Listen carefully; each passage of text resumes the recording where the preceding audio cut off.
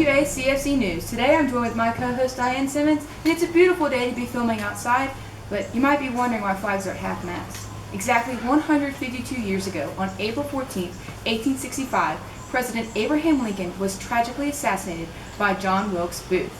To kind of give you more clarification, Diane over here has an exact eyewitness account of the events that happened that tragic evening. This is the first-hand account of James S. Knox. It is with sad feelings that I take up my pen and address you. Last Friday night at 10 o'clock, I witnessed the saddest tragedy ever enacted in this country. I was seated on the second row orchestra seats just beneath the president's box. The president entered the theater at 8:30 amid deafening cheers and the rising of all. Everything was cheerful, and never was our magistrate more enthusiastically welcomed or more happy. Many pleasant allusions were made to him in the play, to which the audience gave deafening responses, while Mr. Lincoln laughed heartily and bowed frequently to the gratified people. Just after the third act and before the scenes were shifted, a muffled pistol shot was heard, and a man sprang wildly from the national box, partially tearing down the flag, shouting, "Sic semper tyrannis, the South is avenged." With brandished dagger, rushed across the stage and disappeared. The whole theater was paralyzed. Thank you, Diane. Now, let us take a look back at the event that paralyzed the nation. April 4th, 1865, Lincoln wakes up from a nightmare of his own death from assassination.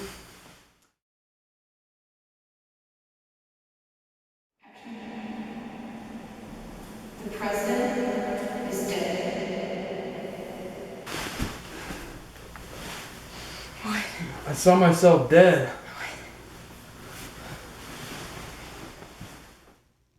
Weeks before, John Wilkes Booth and fellow conspirators David Harold and George Azertot planned the murder of the president and fellow cabinet members.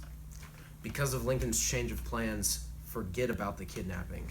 You will take Andrew Johnson and stab him to death, and you, David, will help me escape the city quickly before the authorities will be alerted. I will take care of Lincoln. Remember the motive. We have to protect the South from Lincoln.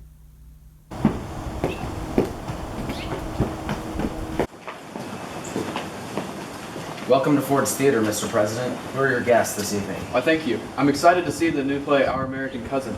My guests tonight are my beautiful wife, Mary Todd, Major Rathbone, and his fiancée. Are you sure you don't want me to accompany you tonight? No need. We will be just fine.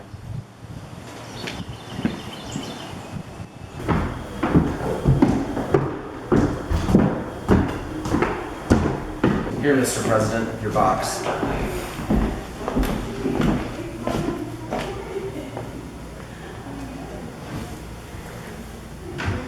Booth's guard decides to go have a drink and leaves the presidential box unattended. At 10 o'clock, Booth made his move to the presidential box, surprised but pleased that the guard wasn't there.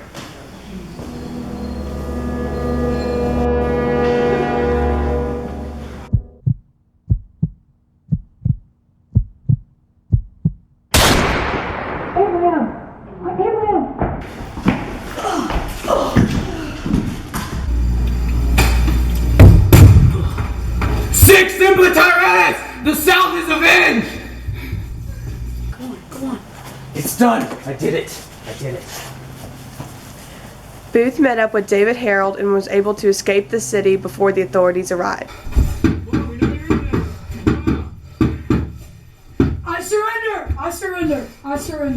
I surrender. Useless!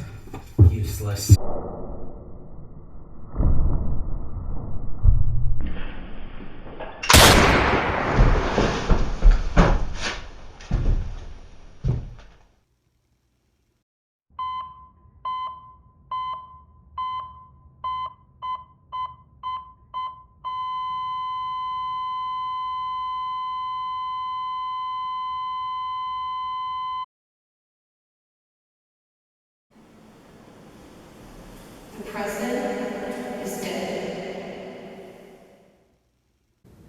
Lewis Thornton Powell worked alongside Booth and was supposed to assassinate Secretary of State William Seward.